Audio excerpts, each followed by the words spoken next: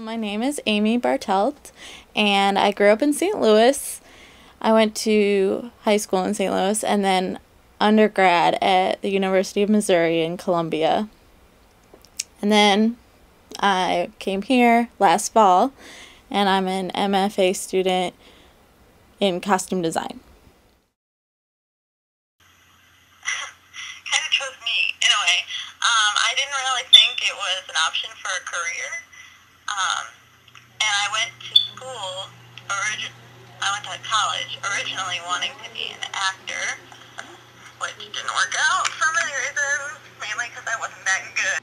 Colleen Atwood, she's designed so many big name movies, and actually Christian Lacroix, he's actually a fashion designer, but he has done some costume design, and you can look at it online and it's just, so fabulous.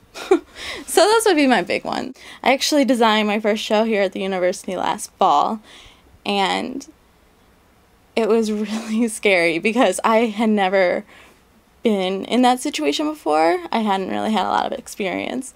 So I kind of was thrown into it at the last minute because of some mix-up with the costume design, the costume designer that was originally supposed to be designing it. So it was a really short amount of time to do all my research, my rendering, and then actually putting it all together. So, and all of this I had to learn on my own, basically. So one funny story would be when I had to do a lot of distressing for this show. It was called Anonymous. We did it in the studio theater here. But I had to do a lot of distressing to the clothes, which means ripping them up and dyeing them so that they look old and grungy. So I don't have a lot of experience in dyeing clothes, and I put a bunch of dye on this stuff, put it in the washing machine. It took forever, and then I opened the dryer once they were done, and everything was pink. It was great. I almost cried.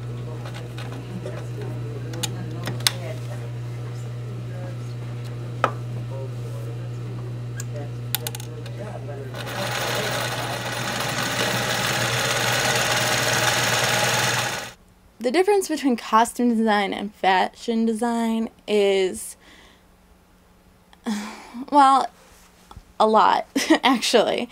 Like I said, I did do a little bit of fashion design, or took a couple fashion design classes in my undergrad, and I was kind of unhappy in those classes because all of them had a very corporate emphasis. It was a lot of money managing and going into work into big corporations, and I just was not attracted to that at all. I just liked the design, like designing clothes.